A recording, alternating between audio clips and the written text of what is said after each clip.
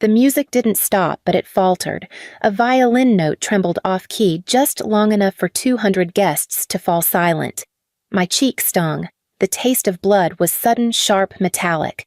Somewhere behind me, champagne flutes clinked against the marble floor. I didn't move. Not at first.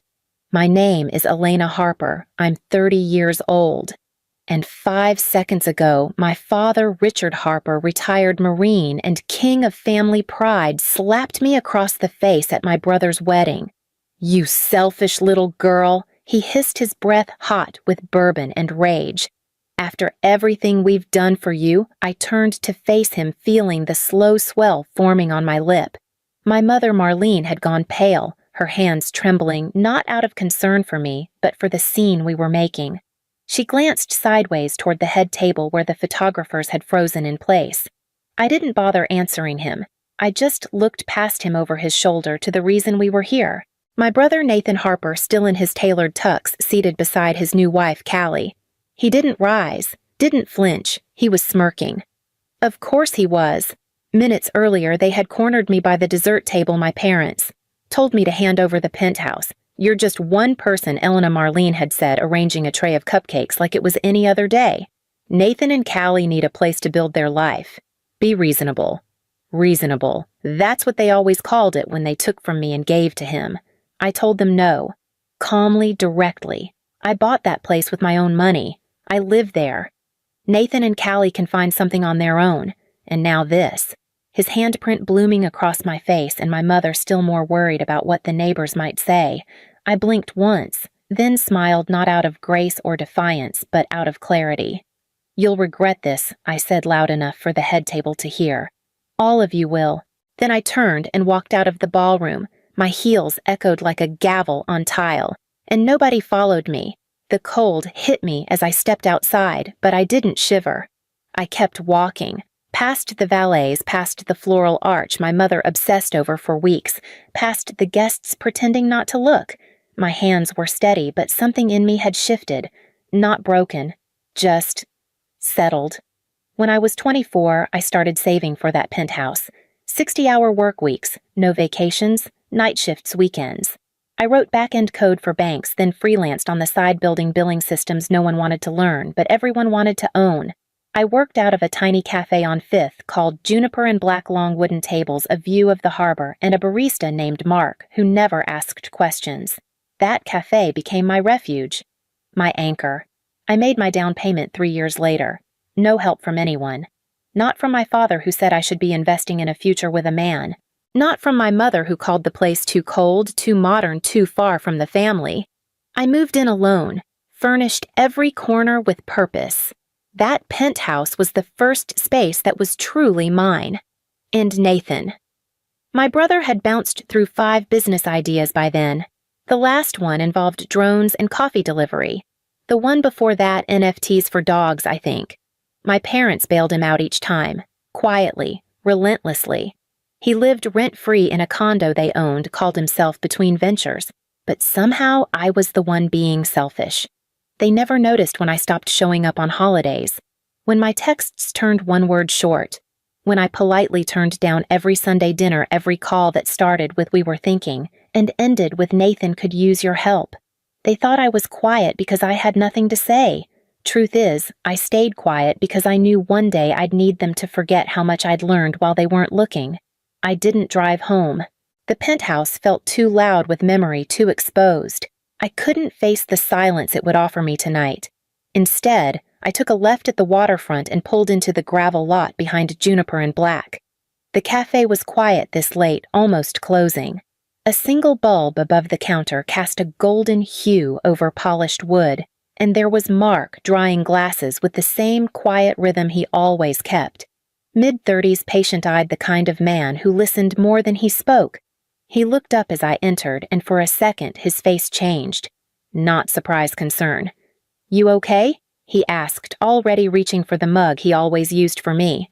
"My father slapped me," I said, walking slowly to my usual table by the window. "At my brother's wedding, because I wouldn't give them my penthouse." Mark didn't say anything at first. He just placed the mug down black coffee, 2 sugars, then added a chocolate muffin beside it. On the house, he said. You look like you need it. I sat there a long while staring out at the water. The reflection of the harbor lights flickered like someone was shaking the surface, and for the first time since the ballroom, my chest cracked open. But I didn't cry from hurt. I cried because I was furious. For years, I had done everything right, earned my place, asked for nothing. And this was my reward, being smacked in public because I refused to hand over what I built. They didn't want a daughter. They wanted an asset. Somewhere between the coffee cooling in front of me and the muffin untouched beside it, a new clarity settled. If they could take from me that easily, what would they try next? I opened my laptop.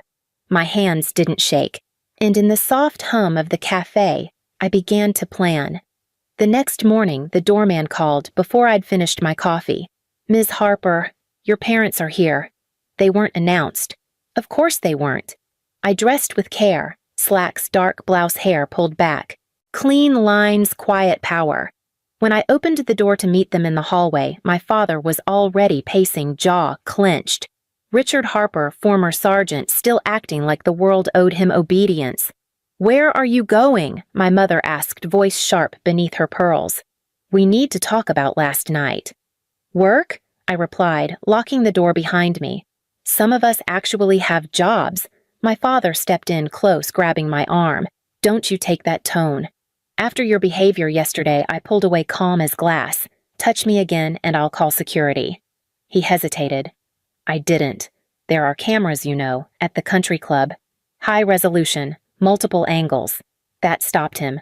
Marlene, usually so poised, paled visibly. You wouldn't try me. I turned toward the elevator.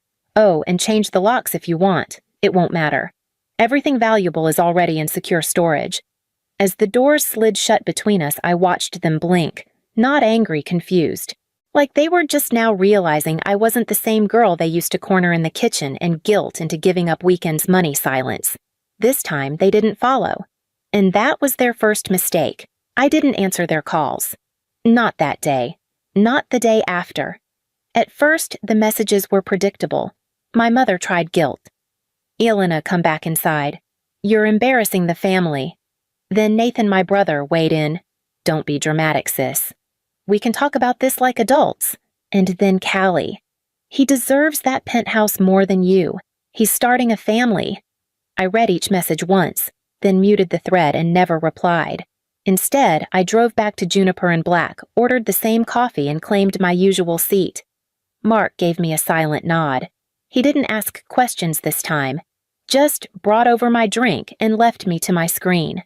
That afternoon, I opened 3 tabs, one for my lawyer, one for my financial advisor, one for a real estate listing I'd bookmarked 6 months ago but never pursued, a luxury oceanfront apartment complex called Hollow Shore Residences. It had been Nathan and Callie's latest obsession. They'd toured it in April, raved about the glass balconies and heated floors. They couldn't afford it, of course, but they'd been angling to rent one of the corner units, hoping my parents would co-sign. Now, I was making an offer on the entire building. By sunset, I'd submitted a formal bid backed by years of savings and 2 investment portfolios they didn't even know I had. That night, I pushed a major code update to a private GitHub repo, a property management platform I'd been quietly building in my spare time. The same idea Nathan once tried to borrow for his failed startup. By the time I closed my laptop, phase 1 was complete. They thought I was spiraling, that I'd come crawling back. But I wasn't unraveling. I was constructing, not revenge, not chaos, a boundary, made of brick fiber cable and legally binding contracts. They had wanted my home. I was about to show them what I really owned. 10 days passed in silence. Not true silence, there were still messages, still calls from blocked numbers and mutual friends with nervous voices. Nathan sent a cousin to check in. Callie posted vague jabs on social media about entitled people who don't support family. But I didn't respond. I was busy. By then, the offer on Hollow Shore Residences had been accepted. The paperwork was moving. My lawyer, Rachel Myers, efficient as ever, had flagged every clause. The complex would be mine within the month. But that wasn't the part that kept me up at night. The real rot was deeper. Years ago, when Nathan was launching his now defunct crypto platform Oryx, he came to me for technical advice. He said he needed someone to look over his architecture. I offered help. I reviewed his documents, shared a few of my own interface mock-ups, assuming he just needed inspiration. He took them, rebranded them, built a front-facing system that was 80% my original code, untested, unsecure, and irresponsibly modified.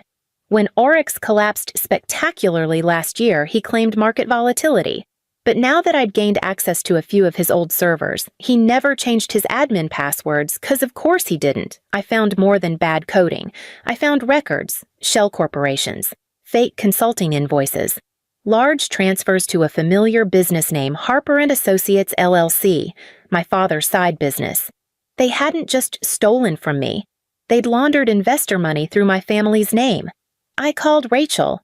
If I file this with the SEC, it'll bring them both down. She was quiet a moment. Do you want that? I want them to stop. I want them to understand I'm not afraid of them anymore. Then I sent one more email. To my mother. Subject line. We should talk. She showed up the next morning, Marlene Harper pearls tight at the throat face, drawn tighter. She tried to open with tears. I let her. But when I turned my laptop toward her and showed her the financial records, she stopped mid-sentence. You don't understand. No, I said, voice steady. You don't. Fraud isn't a mistake, and neither is raising a son who thinks stealing from family is strategy. Her hands trembled in her lap. I closed the laptop. We were just getting started. Marlene sat still for a long time. The tears had stopped. The softness she walked in with motherly grief, wounded dignity had vanished. What remained was calculation. She wasn't here to heal. She was here to contain. What do you want, Elena? She asked finally. Her voice was tight, not broken, controlled. I want peace, I said. No more calls, no more flying monkeys, no more social media updates from Callie about how I abandoned the family. She blinked. The penthouse is mine. Legally, morally, factually. It's off limits. My finances, my work, my future off limits. And if we don't agree to that, I looked at her, then really looked. At the woman who had always chosen silence over truth etiquette, over protection. Who taught me that being a daughter meant knowing when to give up what you loved quietly with a smile. I gave her none of that now. I have documents that show Dad's involvement in Nathan's fraud. I have server logs, payment trails, names, screenshots, and I have video of him slapping me in a public venue with witnesses. You'd destroy your own family, she whispered. No, I said. You did that. When you told me to give up my home. When Dad raised his hand. When Nathan watched and smiled. Her face crumpled just slightly, like something inside her had shifted but not enough to reach her mouth. I closed the laptop gently. The sound echoed more than I expected. I'm not asking for anything unreasonable, I said, standing. Just distance, just silence. She didn't respond, just rose, gathered her purse, and walked out. I stood by the window for a long time after, watched her disappear into a black sedan. No slammed doors, no shouted names. Only quiet, and for once, it belonged to me. 1 week passed, then 2. I didn't hear from Marlene.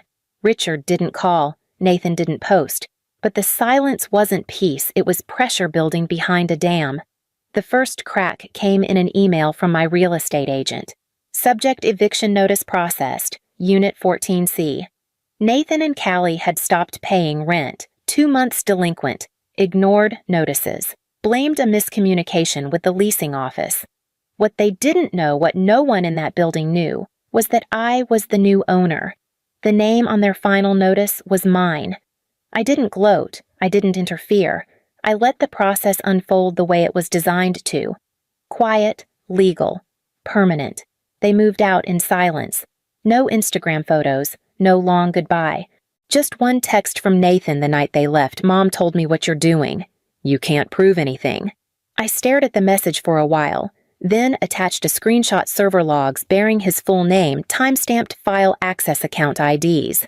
I sent it without a word. His reply came minutes later. What do you want? I answered in 3 distance. Total distance. No more demands. No more guilt trips disguised as family dinners. No more pretending we were something we hadn't been in years. He tried one last time. You've changed. I looked at the message, then wrote, No. I just stopped pretending. Then I silenced the thread and archived the conversation. That night, I walked out onto the penthouse balcony. The city lights were soft, almost kind. I thought of how many years I'd spent trying to be good, useful enough. Now, I didn't need to be anything but free. They had tried to take my home and ended up losing their own.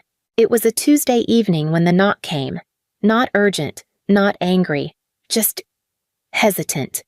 I checked the security camera. Richard Harper standing alone in the hallway, shoulders squared like habit, but his hands kept adjusting his jacket like he didn't know what to do with them. I could have ignored it. But curiosity won. I opened the door but didn't step aside. He looked older than I remembered. His jaw wasn't set like usual. His eyes didn't scan the room like he owned it. 5 minutes, he said. That's all I'm asking. I said nothing, but I didn't close the door either. They're moving back in with us, he said finally. Nathan and Callie.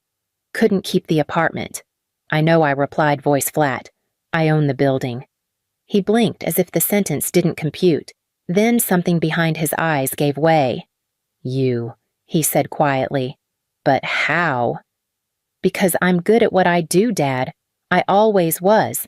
You just never noticed. He looked down.